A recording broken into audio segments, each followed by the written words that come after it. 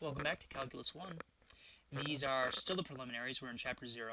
We're working in Module 0.2.5. This is homework set number 4, Part 2, question number 9. The solution for this problem is going to be 3 minus y. So now we'll go ahead and take a look at how we get that value. For problem number 9, we need to find the distance between a number y, which we don't know, and a number 3. So I'm going to go ahead and write that down here. This is going to be the distance between some number y and some number 3. We're also given the additional information that y is strictly less than 3. So when we set up our absolute value for that, okay, difference between our two numbers, absolute value, that's the distance between two real numbers, okay. So what does that equal to? Well, the question again is this guy on the inside positive or negative? And we get to use this over here to determine that. So we want it to look like y minus 3. Well, to get y minus 3, we just subtract 3 from both sides.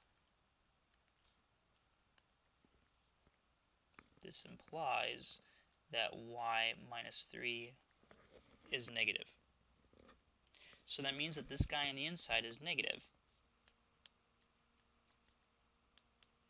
Well, what does that mean? That means that this is equal to the opposite of what you see on the inside.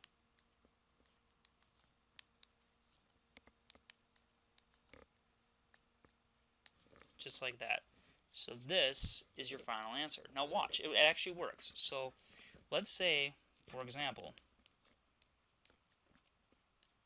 let's say that y was equal to some number that's less than 3. Let's say, I don't know, 1. 1 is clearly less than 3.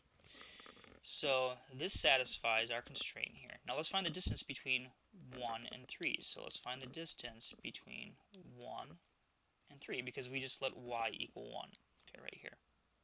Well, the distance between 1 and 3 is given by the absolute value of 1 minus 3. Okay, that's this part right here. And so that's the absolute value of negative 2, which is equal to positive 2. Now watch, I bet you if I use this guy that I circled over here, I get the same number out. So 3 minus y was 1, so 3 minus 1 is also 2. Look at that, they match. Let's try it again. Let's say y was negative 4. So then the distance is the absolute value of negative 4 minus 3, right? Because I'm finding this guy right here is 4.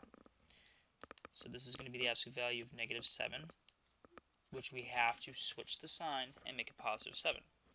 Now if I just go directly to this guy right here, then I get 3 minus y was negative 4. It's 3 plus 4, look at that, it's 7.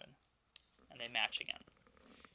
And that's all you got to do. Now, if you would have went 3 minus y, you would have been in the clear. So 3 minus y, the absolute value of that, since y is less than 3, then 3 minus y, if I subtract y from both sides, I get 0. I get 3 minus y is positive, because it's greater than 0. So this guy right here must be equal to 3 minus y. So when it's positive, you leave it the same. When it's negative on the inside, you bring a little negative sign out front, rewrite the guy on the inside, and do your math. But notice that these guys came out to be exactly the same as each other.